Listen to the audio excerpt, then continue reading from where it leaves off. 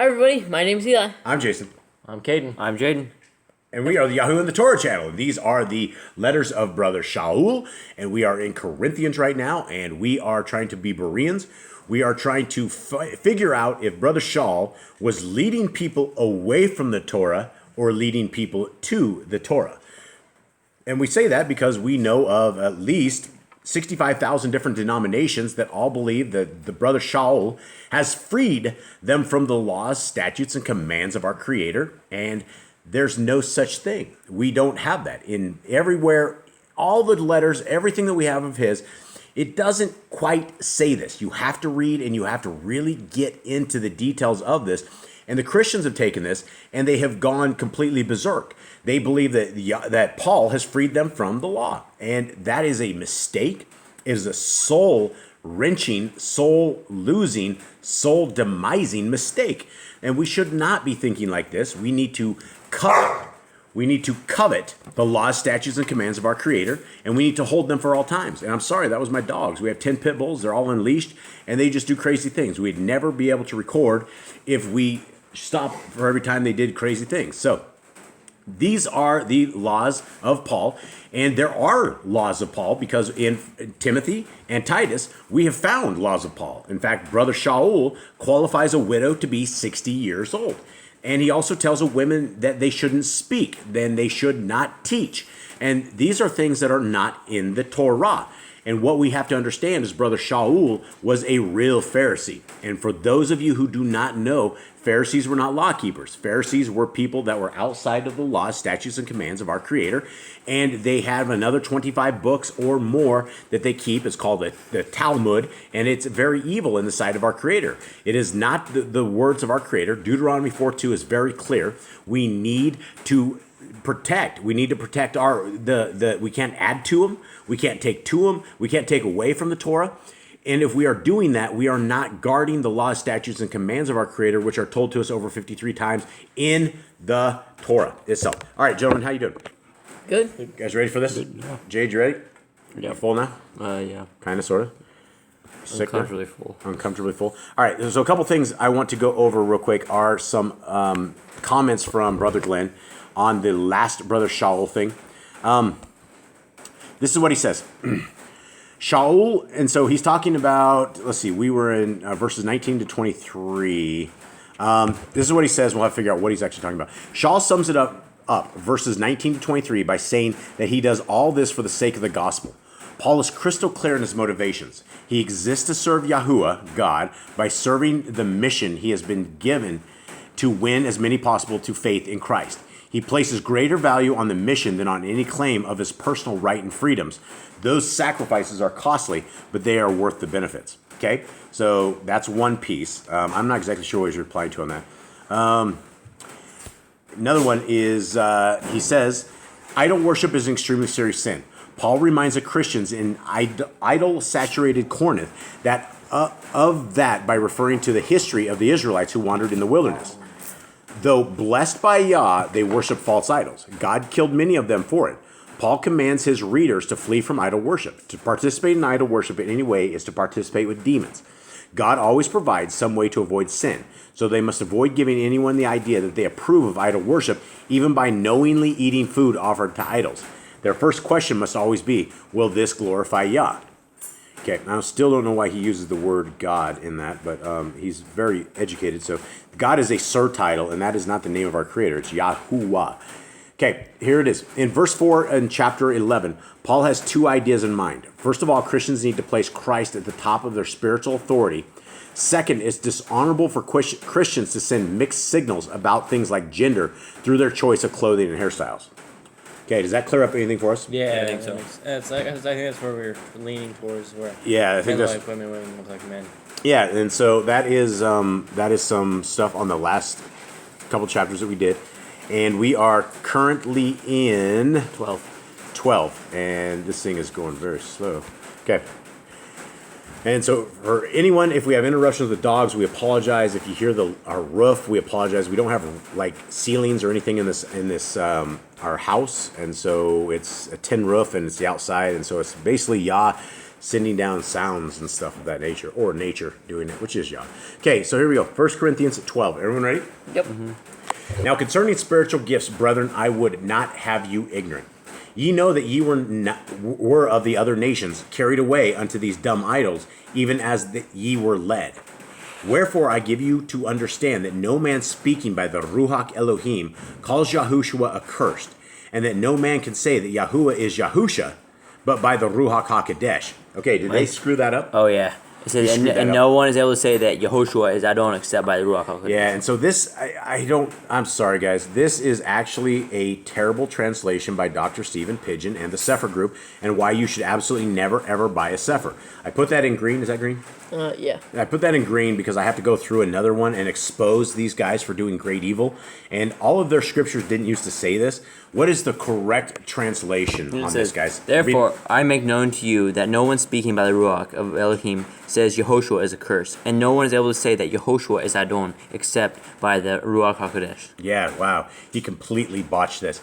Okay, so guys, it's talking about Messiah Yahushua here. It's not talking about Yahuwah. They're not the same people. It literally says Yahuwah is Yahusha, right? Yahushua in this. And so the Trinitarians are going to go mad. They're going to start clapping and go, yay, as they pray to Mary and King pray James to has it right. King James had it better than what he said. Yeah, King James does better than Dr. Stephen Pidgeon. I would be ashamed to ever put doctrine out like this. I would be so embarrassed that it would just be bad. I mean, you would literally be stomping on the hands of our Creator. It's insane. Okay, so anyway, this is the point that we're trying to make. We're doing this several fold. One of the folds is that we're able to expose the guys from the Sefer, and they're being exposed chapter after chapter, verse after verse.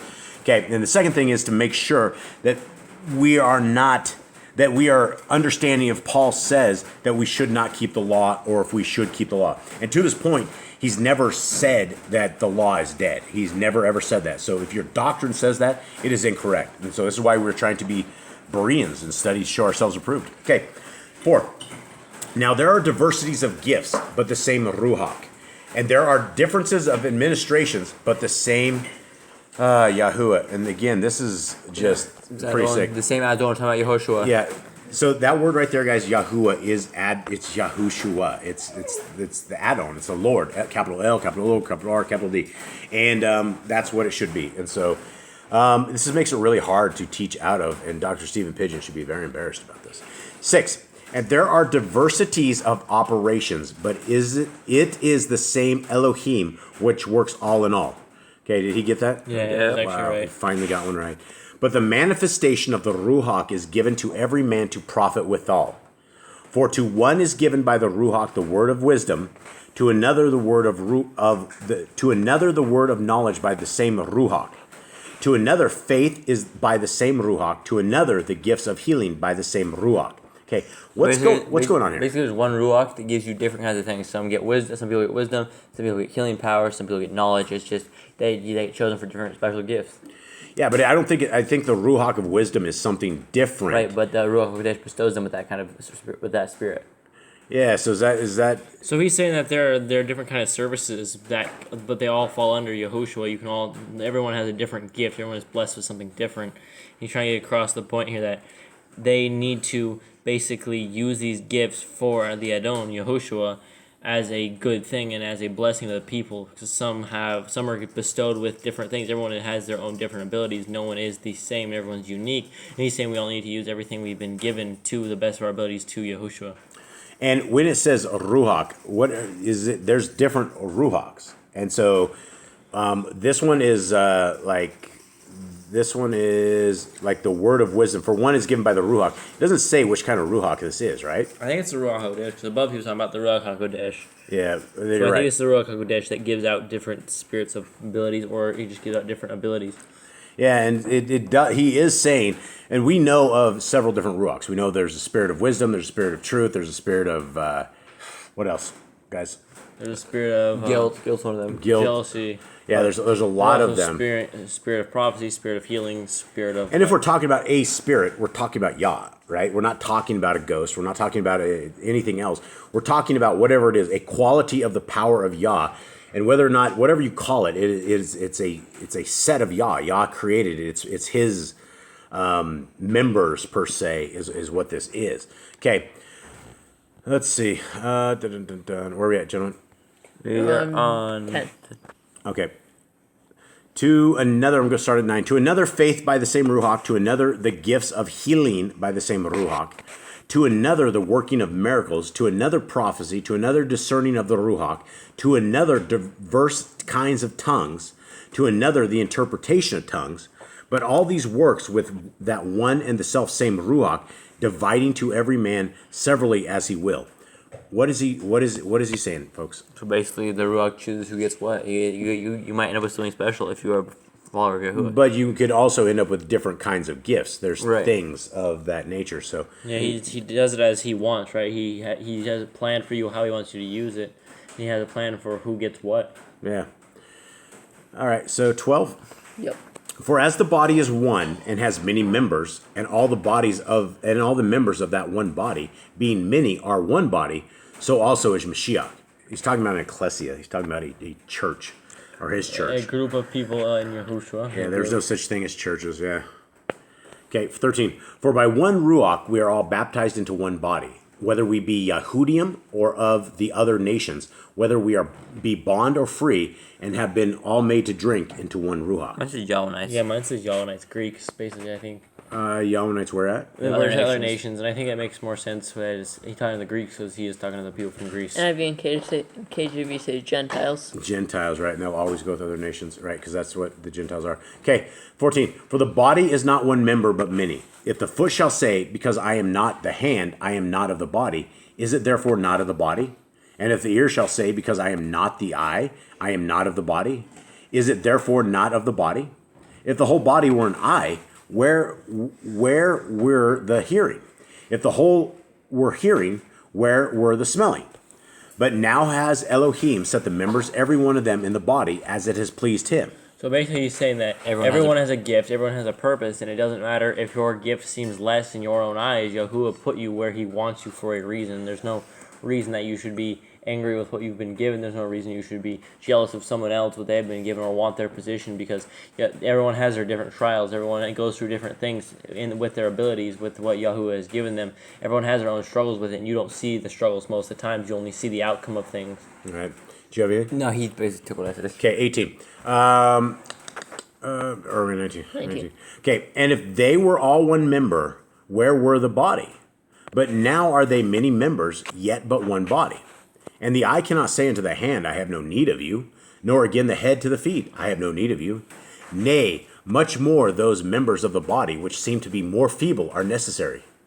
Are those members of the body which we think to be less honorable?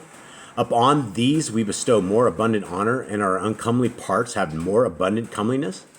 For our comely parts have no need, but Elohim has tempered the body together, having given more abundant honor to that part which lacked, that there should be no schism in the body, but that the members should have the same care one for another. And whether one member suffer, all the members suffer with it, or one member be honored, all the members rejoice with it. Okay, anyone have any ideas what he's speaking to? So he's saying that you can't, the hand, basically, he's talking about we are the body of Mashiach. When he refers to the body, this is analogy. The Greeks were obviously more in tune with analogies of Paul, because we don't see a lot of analogies like this, but this is where Paul comes out, and he speaks very studious, like he speaks in a very meticulous way, and he says we are the body of Mashiach. And if someone was the hand, let's say the blessing of healing, and someone else had the blessing of speech, right? Someone else had the blessing of being able to speak like Aaron. You can't, the person of healing can't say, I don't need you, the person, because you might need that person to speak to the people through the ministering of that, just as Moses needed Aaron. Those two worked both ways together. Moses could never have kicked Aaron out saying, I don't need you, when he was with Pharaoh, or else it wouldn't have worked. Y'all had a plan. That's how it works. You have to see people around you in Mashiach. If you know people that have a gift and you have something else, you cannot hate that person for what they have. You have to rejoice with that person because y'all had given them a gift. He says you can't say you have no need for it. You must rejoice when it has good problems, and when it suffers, you suffer with it because it's your person you care about. And when you see someone that is fallen away or someone that has problems, you're going to deal with it because you're loving your neighbor. Yeah, very good. Okay, 28. And Elohim has set some in the assembly. First apostles, secondarily prophets, thirdly teachers, after that miracle, then gifts of healing, helps, governments, diversities of tongues. Are all apostles? Are all prophets? And are all teachers? And are all workers of miracles? How have all the gifts of healing? Have all the gifts of healing? Do all speak with tongues? Do all interpret? but covet earnestly the best gifts, and yet show I unto you a more excellent way. Anyone? Mine says, but earnestly seek the better gifts, and yet I show you a more excellent way. But it continues on to 13, I believe. So one more time. What'd you say? It continues on to 13. Where he says, I show you an excellent way. I think that continues on to 13. Okay. So basically, real quick here, recap is like he shows everyone's gift. He's like, you guys seek each other's way. Everyone seeks everyone else's gift. You're coveting everyone else's ways, but I will show you a better way. Yeah. So I mean, do we have anything that says we should not be keeping the Torah? No, in fact, this is more of a reinforcement to support your brother, to love your brother. Yeah. Okay. 1 Corinthians 13. This is a famous chapter. Though I speak with the tongues of men and of angels and have not love, I am become a sounding brass or a tinkling cymbal. My mom made me memorize this too when I was a kid as well. And though I have the gift of prophecy and understand all mysteries and all knowledge, and though I have all faith so that I could remove mountains and have not love, I am nothing. And though I bestow all my goods to feed the poor, and though I give my body to be burned and have not love, it profits me nothing. Love suffers long and is kind. Love envies not.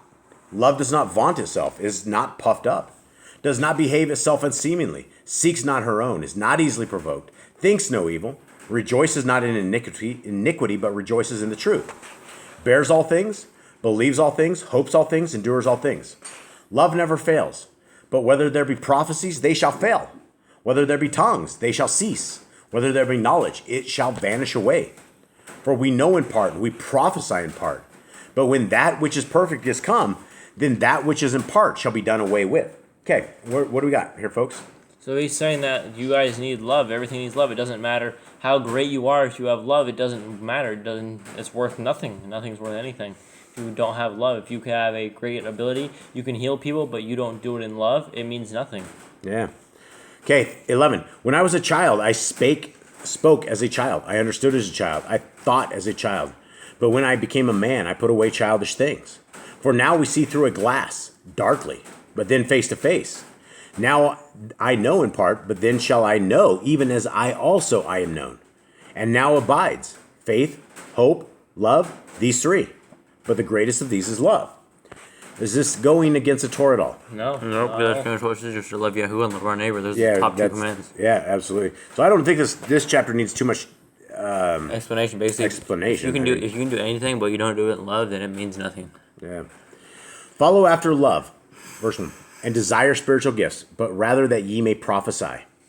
For he that speaks in an unknown tongue speaks not unto men, but unto Elohim, for no man understands him. Howbeit in the Ruach he speaks mysteries. Okay, this is the stuff. They get into tongues and the speaking of tongues, and we have Jim Staley. He's talking about. He's actually teaching people how to speak in tongues. What are we dealing with here? We're talking about a gift from Elohim, something where somebody does not understand something in a language and you minister into a language that you don't even know to someone else. Yeah, but when we were in Acts, what happened with the tongues? They spoke, and Peter. we had Peter, and they spoke. The fire came upon their heads. The wind came in through the door, and they all started ministering to all these people from all other nations. They ministered to all these people with foreign languages, and they spoke in their language, but they understood it in their own. They understood it. Everybody in their own foreign language understood it, even though they were speaking their main language. Where do we have scripturally that we speak unknown gibberish? I mean, this is what he says, right? He says, for no man understands him, howbeit in the Ruach he speaks mysteries. And this is what Jim Staley does, right? He does this, and he prays in tongues is what he says. And he says he receives answers in tongues. What do we know of this? So this is talking about other languages here, because the men around them won't understand it. But if you speak another language, Yahuwah doesn't understand it, but other people around you wouldn't. Kind of like the footnote NIV says, or in another language. Right. Yeah. So I mean, I don't buy the whole gibberish stuff, or like. I don't think it's I think speaking in tongues, the tongues are languages. I think speaking in languages. Yeah, saying they're mumbling something over and over and thinking it's coming out as something holy. Nobody understands. They're just gonna look at you like you're like having a stroke. Well, that's the thing. Brother Shaul says there's others who can understand the tongues, right? And but if no one understands it, it means nothing. Yeah, it means that's the thing. That's where it comes in. If you are speaking in tongues and you say some great thing, it profits no one if no one understands it. It does no good. You can sit there and say you talked in tongues, and you may believe it, but no one else understood anything. Nobody got anything from it. If you're just rambling off in gibberish, if you're just mumbling something and it makes no sense to anyone else, it profits literally nothing. Yeah, I've seen some of these people that attempted to speak in tongues and then they have their translator there, and it looks pretty evil to me. It really looks evil. I don't know how everyone out there feels about this. I do not think tongues is. I don't think it's what everyone thinks it is. I think it's like you would basically be able to speak and understand in foreign languages. And I don't know how Paul. I don't know about this part. Keep reading. Paul's going to tell us about what it means. Okay. 3. But he that prophesies speaks unto men to edification and exhortation and comfort. But he that speaks in an unknown tongue edifies himself. But he that prophesies edifies the called out assembly. And the next verse is that one. Yeah, so if you're speaking in an unknown tongue, he says right there, you edify yourself. Hold on here. Eli, what does it say right there?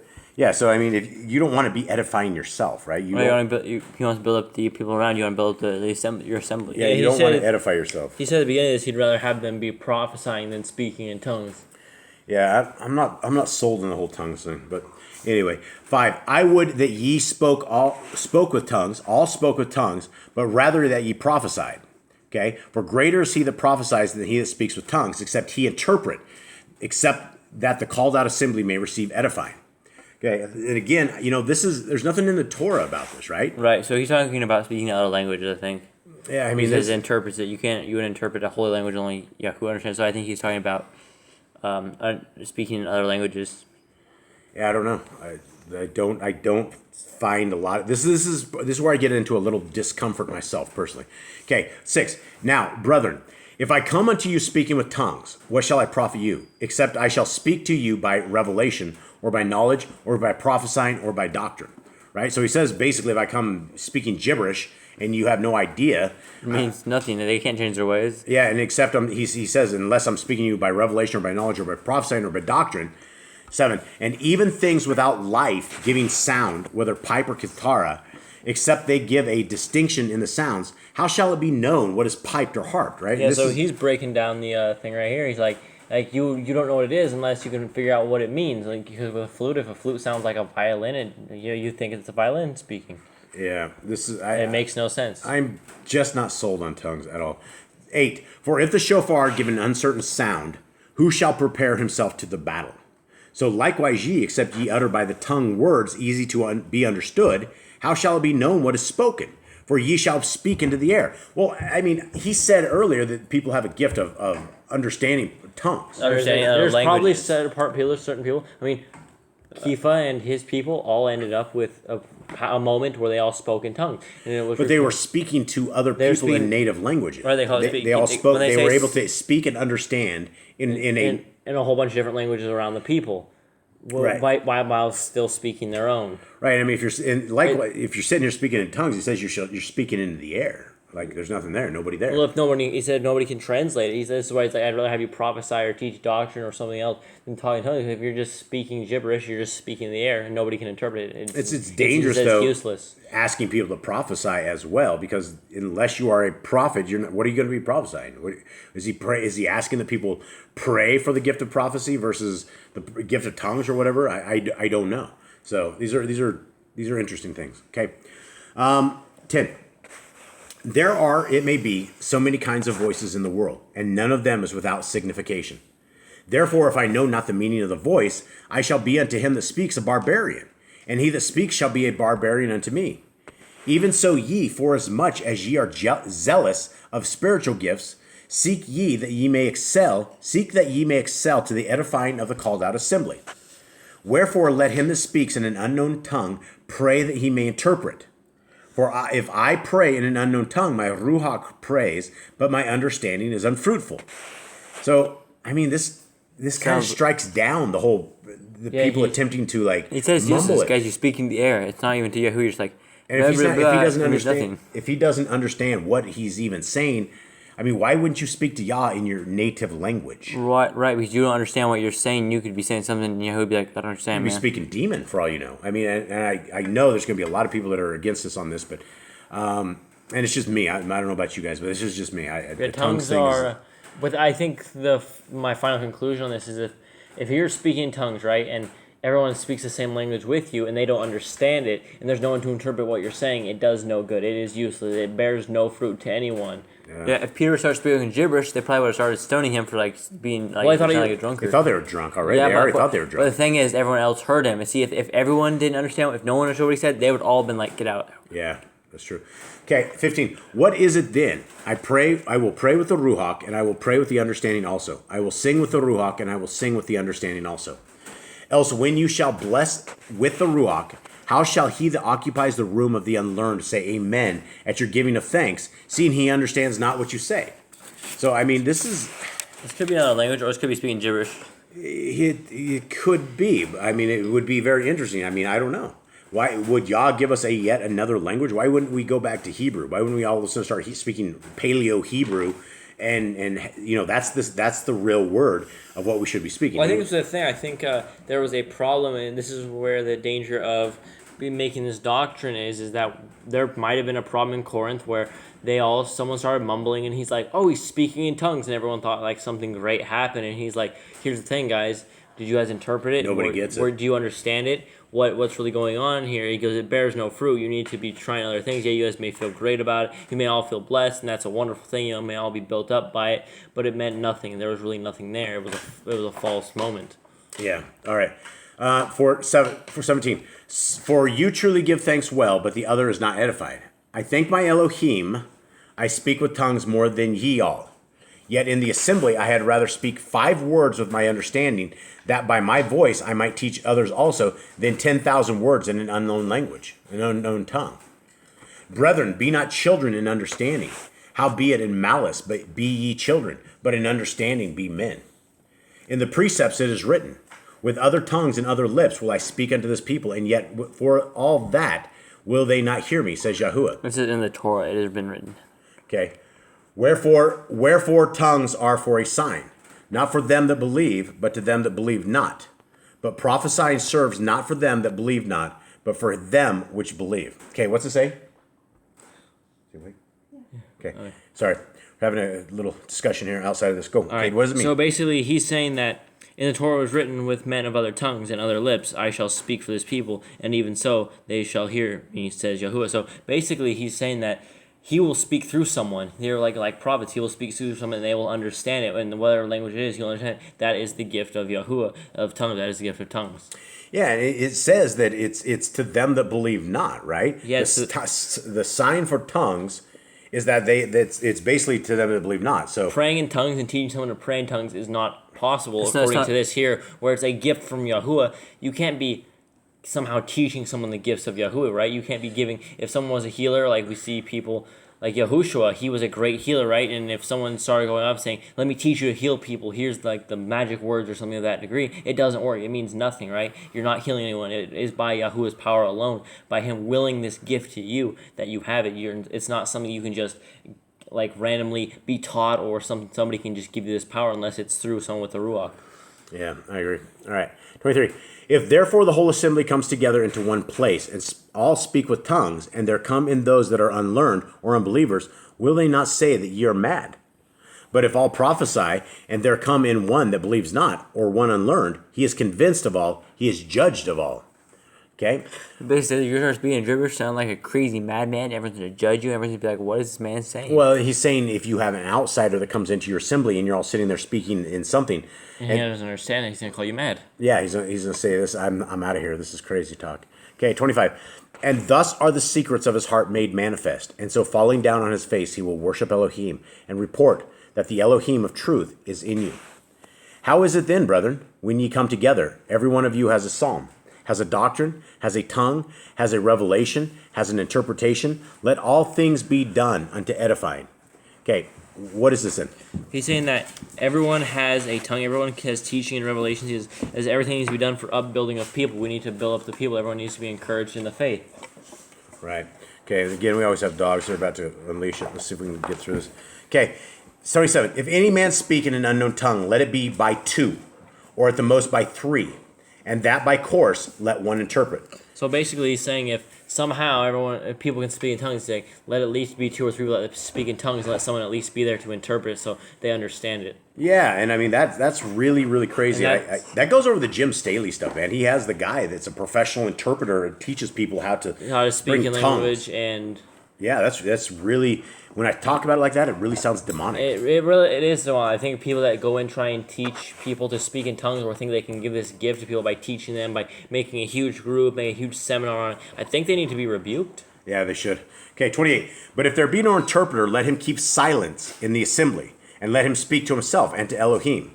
Yeah, don't mumbo jumbo, man.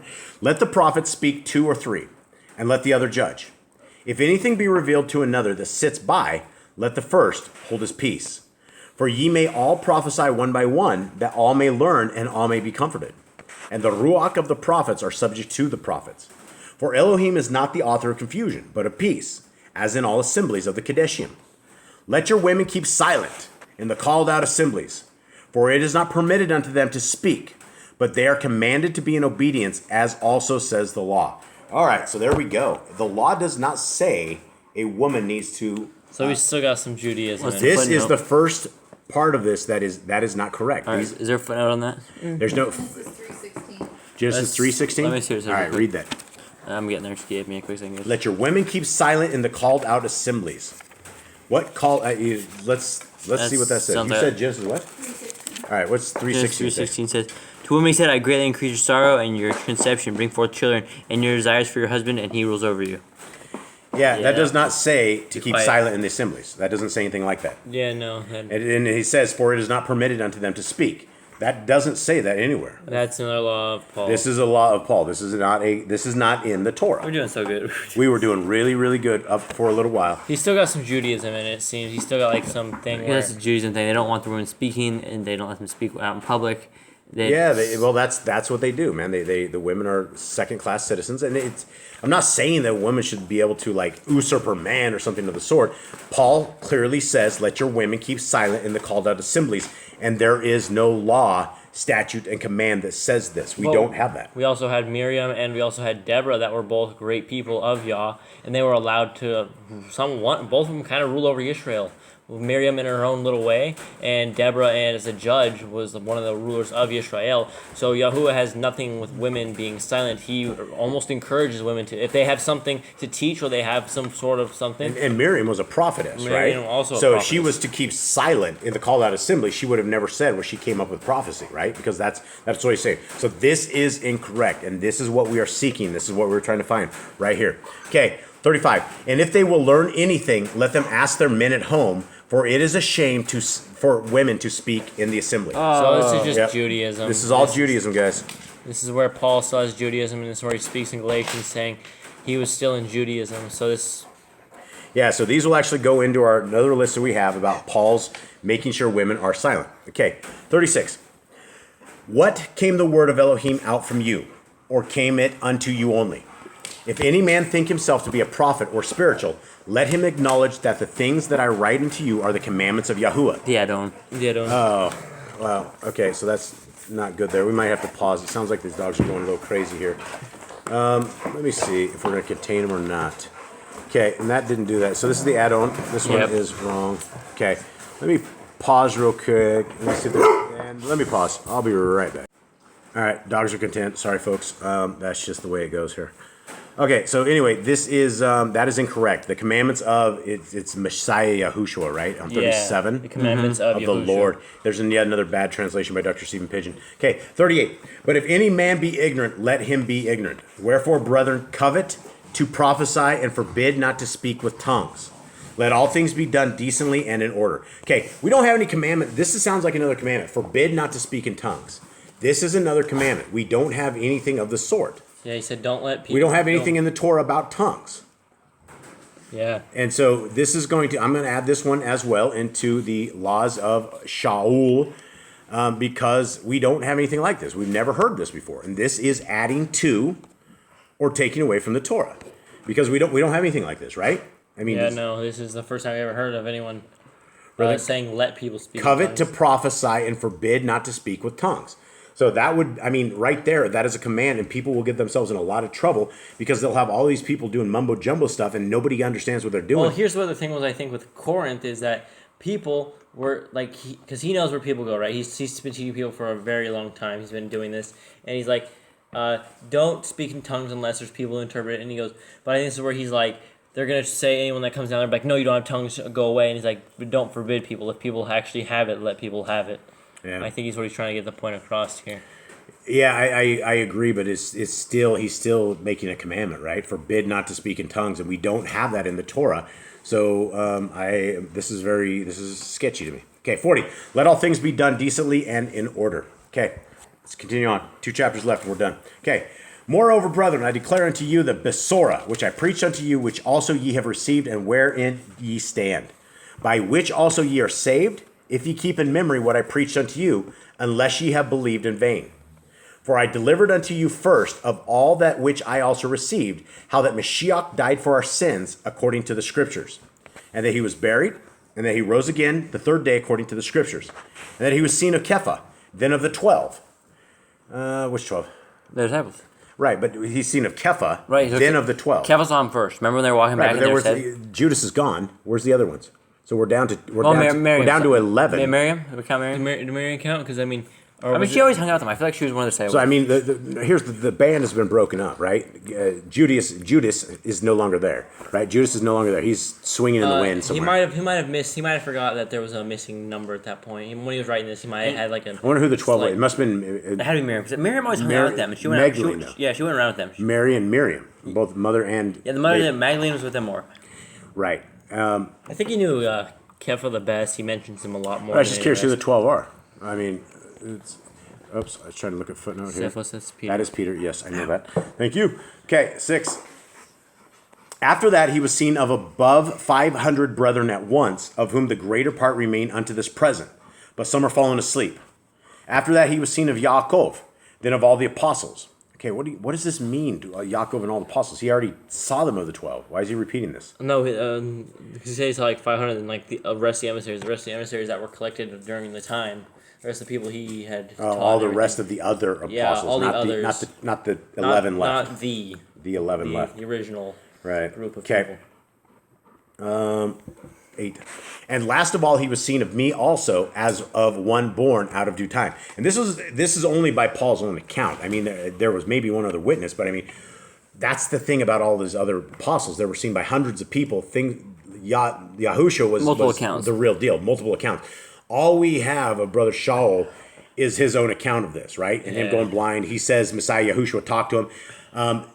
No one else saw it. Everyone's wondering Nobody ever what's saw going it. Yeah, nobody ever saw it. Nobody ever heard the voices. Nobody saw anything. We'll have to take his word for it on this, or We are going to take his word for it, which is sketchy. It's a little rough to do because we're supposed to have 2 or 3 witnesses on these things, and that's where the book of Yahushua's life comes really great because there's 4 witnesses. Yeah. And there's probably even more we didn't get to see over the time, probably that were taken out of the Bible of Yahushua. Because, I mean, there were 12 apostles. I'm sure every one of them had something to write about. Everyone had something to say. I'm sure what just didn't come out as 4. I'm sure there were 11 other books. Yeah, probably at least. For I am the least of the apostles, that am not worthy to be called an apostle, because I persecuted the called out assembly of Elohim. So you're still feeling some guilt? He should. He's a monster. He's a monster. I mean, to do the things that he did prior to this, you have to be a violent monster. You have to be a very hard dude to be able to hurt people like this. 10. But by the grace of Elohim, I am what I am. And his grace, which was bestowed upon me, was not in vain. Okay, hold on. I'm going to go back. He said, I am what I am. That does not mean that he is, where Yahushua goes back and says, I am. That does not mean he's God. He just said, I am. That's true. Popeye says that too, and he's not God. I am what I am, right? Is that the little old one? That's the guy with the huge arms that eats the spinach. Yeah, okay. Yeah, it's way back in the day. Brad That was before was your trying time. I never. I am what I am. Okay, Yeah, but that's just a point to make. Is he Yes. just didn't say he's God, where everyone else thinks that. Where Yahushua said, "Were you with Abraham?" He goes, "I am." yeah, that's a didn't very, say- very good point. He Thank didn't you. say that. Yahushua didn't say he's God. He's just saying he is what he is. Yeah, Jaden, are you my son? I am. Oh, does that mean you're me? No. Oh, okay. So I mean, anyway, it's just a response to something. It's not all the time was there something to But these- look deeper into. but these horrible translators will capitalize "I am" as in "I am," so it confuses people. Well, that's because he was talking about himself, and you always put like honor on the name of Yahushua when he spoke, when he referred to he or I or something of that sort. There's always respect put on it, but sometimes there's not always something to look deeper into. There's always not a hidden meaning behind something that Yahushua said. Sometimes he was just putting it straight before the people. Well, if we take it at that one, then we have 40 other accounts in John and 1 John that say exactly who Messiah is. And Messiah Yahushua says, I am the son of Yah, right? He's either a filthy liar or he's not a liar, and we must take him at his word. And they hated him, not because they said he was God. You can see the account that said he called himself the Son of the Most High. And he they hated him for it because they said he equaled himself to Elohim by saying he was the son of Elohim, and he was the son. That wasn't true. I mean, they're making up lies. They made up a whole bunch of lies to just kill him because he was going against what they had taught. And that was in parentheses as well, where it says making himself equal to Yah. That's in parentheses. That means it's man-made doctrine. It's not even actually in that. So he didn't make himself equal to Yah by any means. Anyways, back to Corinthians. Yeah, back on track. Here we go. How do we get so far off? 11. Therefore, whether it were I or they, so we preach, and so ye believed. Now, if Mashiach be preached that he rose from the dead, how say some among you that there is no resurrection of the dead? And that would be who? Sadducees. Yeah, the Sadducees. And that was Paul's nemesis rivalry group, right? He was Pharisees, the other Sadducees. Yeah, they were all fighting each other. It's like the Catholics fighting the Mormons or something. It's like, we want that 10%. Who's going to get the income of the people? Okay. But if there be no resurrection of the dead, then is Mashiach not risen? And if Mashiach be not risen, then is our preaching vain, and your faith is also vain? Yea. And we are found false witnesses of Elohim, because we have testified of Elohim that he raised up Mashiach, whom he raised not up. If so be that the dead rise not. For if the dead rise not, then is not Mashiach raised? And if Mashiach be not raised, your faith is in vain. Ye are yet in your sins. Then they also, which are fallen asleep in Mashiach, are perished. If in this life only we have hope in Mashiach, we are of all men most miserable. But now is Mashiach risen from the dead and become the first fruits of them that slept. What does that mean? Slept is dead. It was talking about up above where it says... Right, I know what slept means, but what does that mean? Mashiach is risen from the dead and has become the first fruits of them that slept. He's the first one that was raised up. Out of all the dead, he was the first one that came back. First fruits, yeah. And I mean, what do we know about first fruits? First fruits are what were delivered to Elohim. First fruits are what we're supposed to bring to Elohim. Yeah, it's the best. It's the best of our stuff. It's the best of our flocks. It's the best of our harvest. It's the best of everything. It's the first fruits. So basically, he became the best of what there was that was offered to us. He teaches people the resurrection, and through some of his letters, we know that there is a resurrection. We know that there is going to be. He teaches the people here, and that's how you can confirm that they also believe in resurrection. Yeah, and they've always, in the Torah, they've always talked about resurrection. They've always talked about things of this nature. I mean, they all the Hebrews knew this. So anyway, 21. For since by man came death, by man came also the resurrection of the dead. Okay, what does that mean? Since death came through a man. Well, since death came through Adam, mine says Adam. So because of Adam, because of the sins of Adam, we are born into as Adam. We are born as men. We are born as basic. We are born as dust. We will return to dust. We will die. But when we have the spirit of Yahusha, when we have the spirit of Ruach HaKodesh, we will live again. Yeah, and so the by man came also, the resurrection of the dead. That means, I think Messiah Yahushua came, he became basically it shows that Adam came because of death, and then from man came the fixed of the dead, right? Resurrection of the dead, the son of Adam. And that's what it says in 22 as well. For as in Adam all die, even so in Mashiach shall all be made alive. Now this Adam does not mean the son of Adam. This means actually Adam. This is Adam, the first man to ever be created. Yeah, so even so in Mashiach shall all be made alive. What is the conditions on this though? I mean, that's the Christians will just take this. That you believe. Yeah. That you believe that he is the son of Yahuwah. And that you keep the Torah, that you keep the faith of Yahushua, that you profess that he is the Savior. Yeah, and you've got to keep the laws, statutes, and commands. If you have the faith in Messiah Yahusha, but you do not keep the law, statutes, and commands, Matthew 7 clearly says you will be told to depart. You're going to be kicked out of the kingdom, and it's going to be very sad, and that's what we're trying to prevent is that sadness for everybody. 23. But every man in his own order, Mashiach the first fruits, afterwards they that are Mashiachs at his coming. Then comes the end, when he shall he shall have delivered up the kingdom to Elohim, even the Father, when he shall have put down all rule and all authority and power. What does this mean, guys? What does the last two verses mean? So this is basically he's going to be giving his people, raise all the dead up and give them to his Father. They're going to be like his people. Yeah, so what does this say? Then in the end, then comes the end, when he shall have delivered up the kingdom to Elohim, even the Father, when he shall put down all rule and all authority and power. I think he's when he takes over or something. I think he's passing it off to Elohim. I think all the people he's raised up, he passes it off to Elohim. He passes us as unto Yahuwah. Yeah, that's kind of hard to understand there. Maybe Brother Glenn can like run this one on 23 and 24 for us, what his take is on this, because I do appreciate you, Brother Glenn. Okay, 25. Okay, we don't know what 23 and 24 mean, but what we do know it doesn't mean is that the laws of God are gone, right? That's what we know it doesn't mean. Okay, for he must reign till he has put all his enemies under his feet.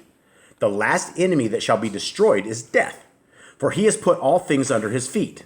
But when he says all things are put under him, it is manifest that he is accepted, which did put all things under him.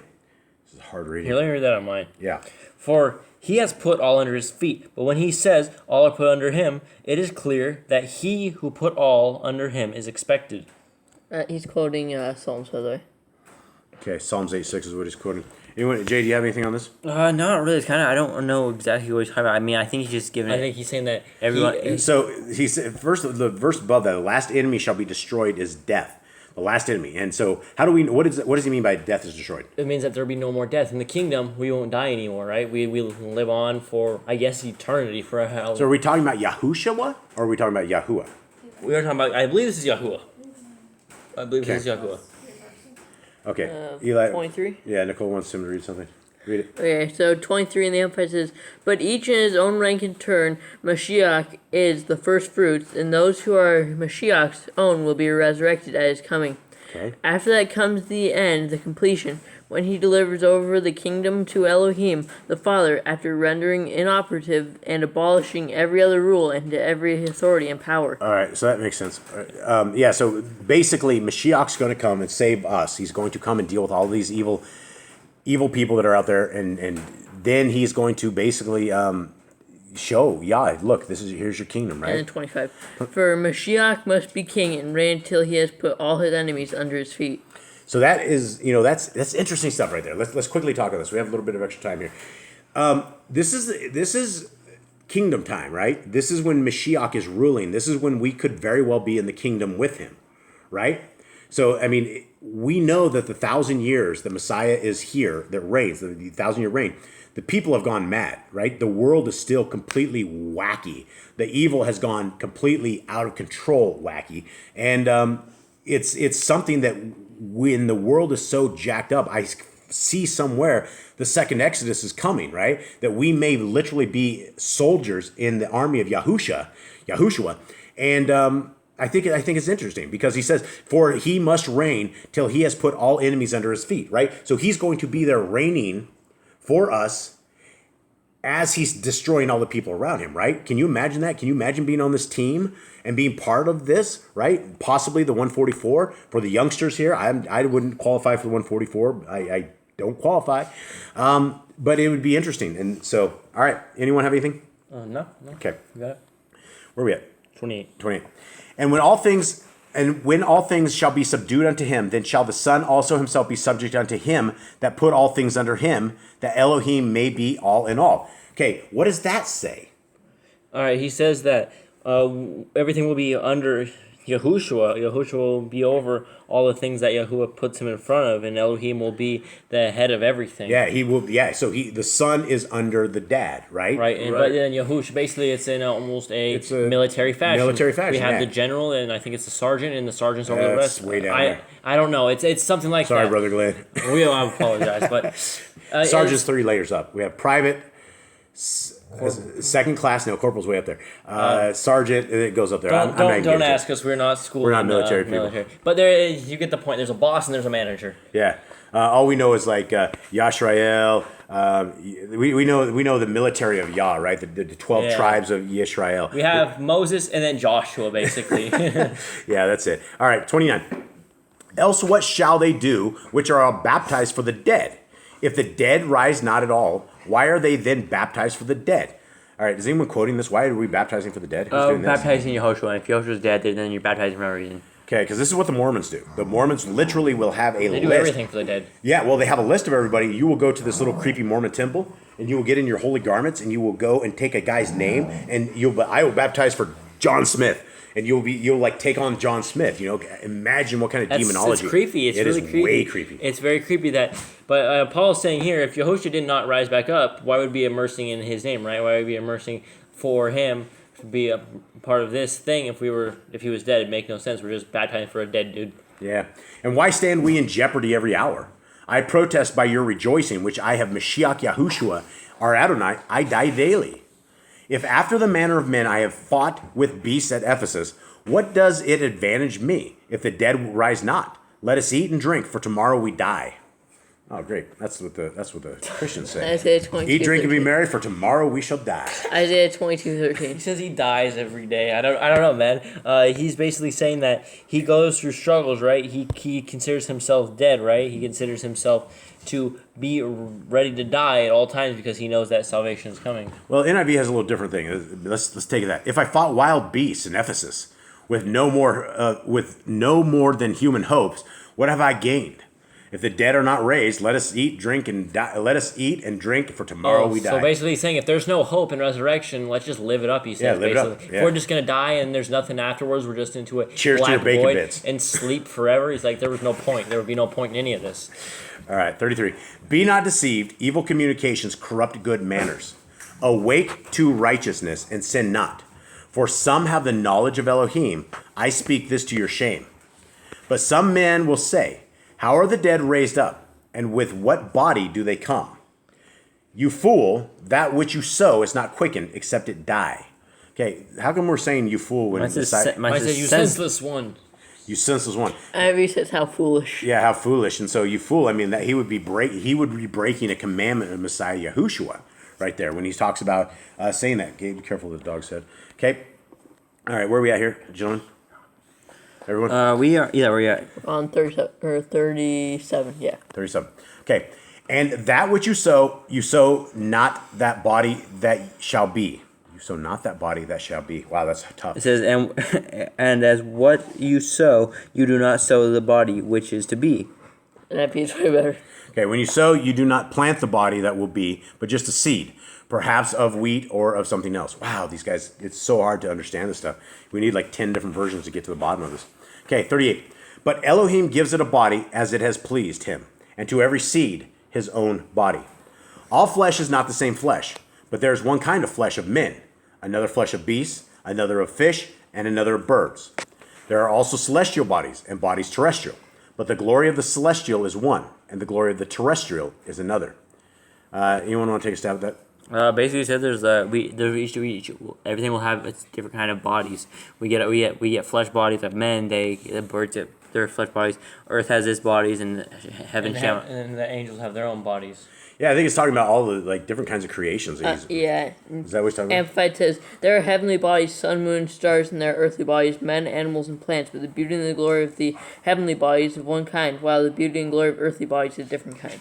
Yeah, so I can't wait to see the heavenly body glory. It's going to be That'd be awesome. pretty cool. Yeah, it's going to be sweet. So also is the resurrection of the dead. It is sown in corruption. It is raised in incorruption. It is sown in dishonor. It is raised in glory. It is sown in weakness. It is raised in power. So I think that's where there's no honor in dying, right? Dying is a sad thing. It's there's no honor in death. It is you die in weakness, you die in old age, things like that. But when you were raised up, you raise in honor and glory and power. That is what the resurrection is going to be. Yeah, it is sown in natural body. It is raised a spiritual body. There is a natural body and there is a spiritual body. And so it is written, the first man, Adam, was made a living soul. The last Adam was made a quickening ruach. Okay, what is the last Adam? Last Adam, a kai giving ruach, I think Yehoshua. a life giving ruach. Yeah, Well, he's not the last Adam. Maybe he's the last son of Adam. What do you got? Amplified. Thus it is written, the first man, Adam, became a living being, an individual personality. The last Adam, Mashiach, became a life-giving spirit, restoring the dead to life. Okay, so it is the last Mashiach. Yeah, so it is talking about Messiah Yahushua. Okay, howbeit that was not first which is spiritual, but that which is natural, and afterward that which is spiritual. The first man is of the earth, earthly. The second man is Yahuwah from Is heaven. the Adon from the Wow, he did it again. Okay, guys, this does not say Yahuwah from heaven. This is another terrible translation by Dr. Stephen Pigeon. All right, thumbs down, everyone. That's not good. Yeah, it doesn't say it. It says Messiah Yahushua, so Lord. The Kyrios. I can't remember what the number is. I'll have this number in Strong's figured out real shortly. Okay, 48. As is the earthly, such are they also that are earthly. As in the heavenly, such are they also that are heavenly. As we have borne the image of the earthly, we shall also bear the image of the heavenly. Now this I say, brethren, that flesh and blood cannot inherit the kingdom of Elohim, neither does corruption inherit incorruption. Behold, I show you a mystery. We shall not all sleep, but we shall all be changed. In a moment, in the twinkling of an eye, at the last trump, for the shofar shall sound, and the dead shall be raised incorruptible, and we shall be changed. Okay, this is the Christian rapture right here, right? That's not true. That is not the Christian. We're just talking about the dead people. Yeah, well, this is the Christians believe this right here. The mystery. This is the rapture mystery right here. For this corruptible must be put on incorruption, and this mortal must put on immortality. So when this corruptible shall have put on incorruption, and this mortal shall put on immortality, then shall be brought to pass the saying that is written, death is swallowed up in victory. Isaiah 25. Isaiah 25. If death, okay, yeah, go ahead. If death was swallowed up in victory, if this is before whatever they call the tribulation, before their time of testing and towards the end of the days, if death was given up corruption, then all the people, then the world would be over. You would have no tribulation if death was corrupted, because there's still going to be death after people are raptured. Yeah. There's still going to be people dying. But if this is at the very end of the time, at the very last days, after all has happened, all has passed, they have come back, Yahuwah has come to reign over the people. If he has done that, then all the people's bodies are going to be changed. We're all going to be different vessels. Yeah. O death, where's your sting? O Sheol, where's your victory? The sting of death is sin, and the strength of sin is the Torah. Did your guys just say the Torah? The power of the sin is the Torah. Is Torah, and so they have it in law and the other thing. Well, the Christians should. Why don't they do that? The strength of sin is the Torah. I mean, how would you? What do they? What could they possibly think that verse means? I think it means the power over sin is the Torah. Yeah. In order to overcome sin, you need the Torah. But I mean, it's right here that it says in this verse, in this thing, even in the King, where the Christians read that sin is the strength of sin is the law. So I guess I don't know. At some point, they've decided that they don't want the law anymore. Okay, 57. But thanks be to Elohim, which gives us the victory through our Adonai Yahushua HaMashiach. Therefore, my beloved brethren, be ye steadfast, unmovable, always abounding in the work of Yahuwah. Don't. For as much as you know that your labor is not in vain in Yahuwah. He botched it twice. Okay, guys, read it again so we have the proper translation, please. Whoops. Therefore, my beloved brothers, be steadfast, immovable, always excelling in the work of the Adon, knowing that your labor is not in vain in the Adon. The Adon is master. It is what they consider Lord in the KJV. Yahushua, our master over. Yes, he's our master, our king, right? So that's what he's saying. Okay, all right, let's continue on. Last chapter. Now concerning the collection for the Kadeshim, as I have given order to be called to the called out assemblies of Galatia, even so do ye. Upon the first Shabbat, let every one of you lay by him in store, as Elohim has prospered him, that there be no gatherings when I come. Okay, what's he talking about? NIV says on the first day of every week. On the first day of the week. What's your guys' say? Shabbat. So when the Shabbats happen, Shavuot in Hebrew is multiple Shabbats. This is Shabbat. It's the first day of the week. Shavuot. This is Shabbat. It says Shbabbath, Shabbat. Oh, so Shabbat. How do you spell Shabbat? Shabbat. It's Shabbat. Yeah, Shabbat. Shabbat. Yeah. Specifically the seventh day of the week. This one says Shabbat. This one says. I think that's wrong because what he's saying is when he comes, I think they were also celebrating Sunday worship. I think because of their paganism and trying to worship. This is where I think. Dude, he literally says that on the Sabbath that there be no gatherings when I come. Wow, Dr. Stephen Pidgeon has rocked this one. This is so basically. I think talking about the first day. Talking about Sunday. This is where we get sun worship from. Yeah. Back in Greek things, we know that from history that they all celebrated their days on Sunday. And this is what he's talking about. He's like, don't worship on Sunday. This doesn't say don't worship on the Sabbath. I mean, that's a huge stumbling. That could be a stumbling block to even people in the Torah if they read out of the Sefer. Yeah, that's terrible. Wow. 3. Yeah, it's on first day. We're talking about Sunday, guys. First day. Okay. And when I come, whosoever ye shall approve by your Sephrim, them will I send to bring your liberality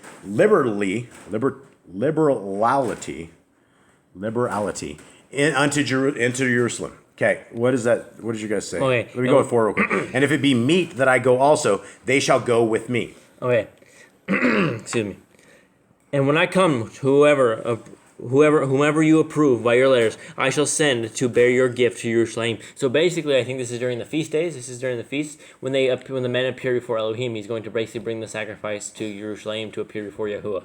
I think it's who you approve. I don't think you can take all of them, but whoever they all decide on, like draw straws or whatever they do. Right. Now, the NIV says personal request of Brother Shaul. So here we go, 16:5. Now I will come unto you when I shall pass through Macedonia, for I do pass through Macedonia, and it may be that I will abide, yea, and winter with you, that ye may bring me on my journey whitherso I go. For I will not see you now by the way, but I trust to tarry a while with you, if Yahuwah permits. If they don't. Bereans? Yeah, Dr. Stephen Pigeon. He's really gone to the dark side. That's not a Berean. No. That's a Baruchian. Okay, he broke it. Okay, and so this is not if Yahuwah permits, guys. It's if Messiah Yahushua permits, is what that should say.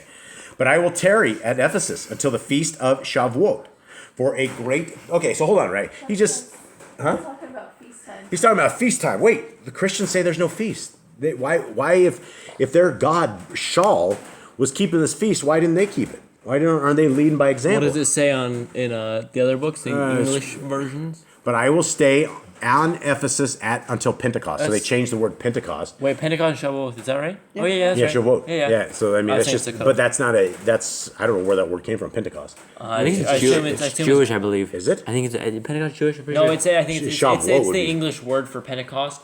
Or for Shavuot, which is first fruits, but I don't know what the origin of the word came from. Okay, so anyway, he says he's going to stay there until Shavuot. Which is crazy that he would do that because obviously He was still keeping the celebrating. laws. So there had to be someone after Paul that did away with the law. It wasn't Yahusha, it wasn't Paul, maybe it was someone after Paul. Well, yeah, Back Constantine. to the Shavuot. Yeah. He was talking about a high Sabbath on that day. Oh, was he? A Shavuot. Considering each one of you on the Shavuot. How do you know this was this high Shabbat? What are we talking about here? Whenever in the Hollywood scriptures it said Shavuot, it's a high Shabbat. So, on the high Shabbats. Upon the first day. So why? So Upon the first Shabbat. upon the first Shabbat, that could be a high Sabbath. Maybe Dr. Stephen Pigeon didn't go to the dark side all the way on this one. Just everything else. We'll have to look at this. So they might have an okay translation on that because the first day could be a high Shabbat because they do fall on that. Okay, where are we at? Why would he want gatherings on that day? Why wouldn't he want them to all gather together? I don't know. It makes more sense if it was on a Sunday that they shouldn't gather together on a Sunday because that's not the day of worship. Yeah, I don't know. I don't. This one says that no collections will need to be taken after I come. Collections, like So he's trying to get money. Yeah, it's basically What the did he NIV says say? too. They don't want you. On the first day of every week, which one of you should set aside a sum of money in keeping with your income, saving it up so that when I come, no collections will have to be made. Oh, is he saying for like his trip there? Like he needs money for his trip? I come on the first day of every week. I feel like it's like Each of you should 10%. set aside a Is it sum of money. extortion? No, it's not extortion. It's 10% to him. well, you got to have money to travel, right? If Yeah. these people are willing to pay him to travel, there's no crime in this. So yeah, I think okay. So this is the Shabbat. This isn't the first day. I think he's saying that no money needs to be made on the Shabbat. That don't take money on the Shabbat. I think he's trying to have them keep Shabbat. Saying do not take money on the Shabbat. Okay, why does it say the first day though? On the first day of every week, the first day is the English translations are broken. on the first day of the week. Let every one of you lay it by him in store. Yeah, I don't think Yah would have them collect money on a Shabbat, though. I don't think that would be a Shabbat. No, he wouldn't. So why would he? I mean, why? it's the high Shabbat. I don't know. Maybe someone more educated can do this. All right, where are we at? You know, this doesn't seem like something we would do. It's not only Paul's coming to us to get money from us, but No, but so where one are we is at? 2 Corinthians. yeah. So I don't know. I mean, this is a problem with eavesdropping on a letter. We don't know exactly what he's saying. Okay, for a great door and effectual is opened unto me, and there are many adversaries. Now, if Timotheus come, see that he may be with you without fear, for he works the work of Yahuwah, as I do also. Diadon. All right, so you guys are getting to proofread this. Maybe Dr. Stephen Pigeon will give us all a little bit of income out of this, because we are working for him. I don't want income, man. I just want a good book. I don't want. I want a good book where I can actually teach people without having any major interruptions like this. Yes, I don't want any evil money. Okay, 11. Let no man therefore despise him, but conduct him forth in peace, that he may come unto me, for I look for him with the brethren. As touching our brother Apollos, I greatly desired him to come unto you with the brethren, but his will was not at all to come at this time, but he will come when he shall have convenient time. Okay. Apollo Saint coming. Okay. Watch ye, stand fast in the faith. Act you like men, be strong. Don't be a beta male. Okay. Let all your things be done with love. I beseech you, brethren, ye know the house of Stephanus, that it is the first fruits of Achaia, and that they have addicted themselves to the ministry of the Kadeshim. Is that a sign said? It says addicted themselves to the ministry of the Kadeshim. And it's all, that's man-made doctrine right here. It's all in parentheses, just like the king is. So he says, it should actually say something like, I beseech you, brethren, 16, that ye submit yourselves unto such, and to everyone that helps with us and labors. I am glad of the coming of Stephanus and Fortunus and Achaeus, for what was killing it. For that which was lacking on your part, they have supplied. All right, how's the better translation say? And I rejoice about the coming of Stephanus and Fortunatus and Achaeus, for what was lacking on your part, they supplied. Okay, we just have dogs always going on. All right. 18. For they have refreshed my ruach and yours. Therefore acknowledge ye them that are such. The called out assemblies of Asia salute you. Aquila and Priscilla salute you. In Yahuwah, salute. Yeah, Don. Oh, wow, he messed that up. I can't even read this right. I think something to note here, I think he's in Asia right now as he's writing this. If people are greeting him, he's in there writing this to Corinth right now. So this is maybe that's where we can kind of know where he went. We can kind of get a little bit of a map of where he is right now. He's in Asia. He's somewhere in Asia right now. Yeah. All the brethren greet you. Greet ye one another with a holy kiss. The salutation of me, Paul, with my own hand. If any man love not Adonai Yahushua HaMashiach, let him be anathema maranatha. Let him be a curse, Maranatha. Let him be, it doesn't say that. Let him be anathema maranatha. What's Maranatha? I thought it was like praise or something. I don't know, but it does say that in the king, though. All right. Whatever it is, it's probably not good. The Greek for come Lord reproduces an Aramaic expression. Maranatha used by early Christians. I don't know. So it means like come out of now. Okay. 23. 23. The grace of our Adonai Yahushua HaMashiach be with you. I'm surprised you got that right in the translation. Me too. My love be with you all in Mashiach Yahushua. Amen. All right, so a couple things to take away. This book was, I would say, overall really good, except for the part where he had a issue with his "Don't let women speak." He kind of still has Judaism roots. He's probably still did all the way to the end. I mean, he kind of grew up in it. He's really old in it. He's really, really good in Judaism. I mean, he was like one of the best of all time in it. So yeah, and this book did really good up until he did that. And I still think the book is generally all right. I think he's all still right, but it should not be something we read. Right, No, it's not it's- something we apply to our lives. We're not Corinthians. We're not having the struggles we're having right now. And if we are, I think the chapter of love Well, is really if great. you have the Torah, you're not going to have the fornication issues that Corinth had. right, No. the beginning of the book was wild. And if you have the Torah, you're not going to fall into all these traps they did. I mean, these are people outside of Yah's ways, and they are the idols and the meat, right? Right. They were struggling with that because Yeah. they had people around them slaughtering the idols, and we don't have to have that problem anymore. yeah, and you shouldn't be slaughtering There's the probably idols if you a have lot the of Torah. people doing it, but We don't like go around eating the meat. eating. Yeah. Right. So, okay, well, that's it. Thank you guys very, very much. Everyone out there, much love to you guys. I hope you guys enjoyed Corinthians. I hope it helps some of you out. No way, shape, or form do I see anything about the law, statutes, and commands being gone. He actually was keeping it towards the last chapter. Yeah, so. and he says to keep it. And it's if he's following Messiah Yahushua, he's going to be following the laws of Yahuwah. So, anyway, that's it. Much love. All right. Shalom.